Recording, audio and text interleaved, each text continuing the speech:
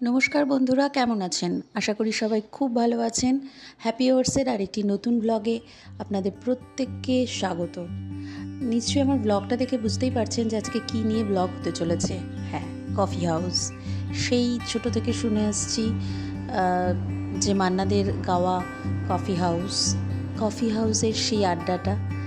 তো সেই গানটা এতটাই আমাদের বাঙালিদের মনে একটা অন্য জায়গা তৈরি করে রেখেছে। অনেকবারই কলকাতায় যাওয়া হয়, কিন্তু কফি হাউসে এর আগে কোনোদিনও যাওয়া হয়ে ওঠেনি।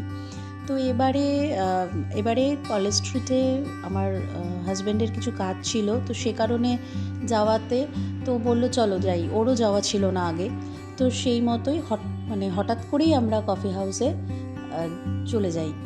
তো গিয়ে একটা অন্যরকম ফিলিংস হচ্ছিল। তো এখানে আমরা কফি হাউসের দোতলায় উঠে এখানে আস্তে আস্তে আমরা কফি হাউসের ভেতরে প্রবেশ করেছি, এবং যখন প্রবেশ করলাম একটা অদ্ভুত ফিল কাজ করছিল, সেটা বলে বোঝাতে পারবো না। তো তাই মনে হলো যে আমার সাথে সাথে আমি প্রথম গিয়েছি, হয়তো আমার মতো অনেকেই আছেন যারা এখনও পর্যন্ত যাননি, তাদের জন্য একটু তাদেরকেও সাথে নিয়ে যাই। তো সেই জন্যই ভিডিওটি করা। আবার অনেকে যারা গিয়েছেন কফি হাউসে তাদের কীরকম অভিজ্ঞতা সেটা একটু জানাবেন প্লিজ। তো যাই হোক, তো আমরা কফি হাউসে পৌঁছে গেছি। এখন যদিও দুপুরবেলা, কিন্তু কফি হাউসে এসে কফি খাবো না তা তো হয় না, তাই না?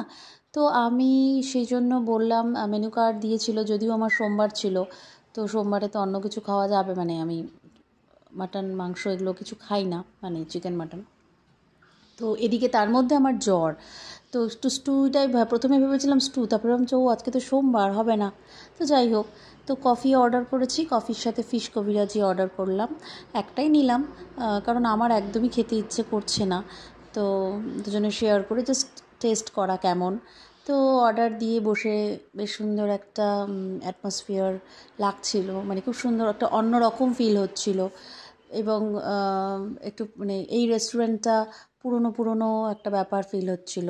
যথারীতি কফি এবং ফিশ ফ্রাই চলে আসলো, এবং যেটা হলো কি, আমার পার্সোনালি একদম ভালো লাগেনি। যতটা ভেবেছিলাম তার একদম ভালো নয়। ফিশ কবিরাজিটা আমার ভালো লাগেনি টেস্টের দিক থেকে।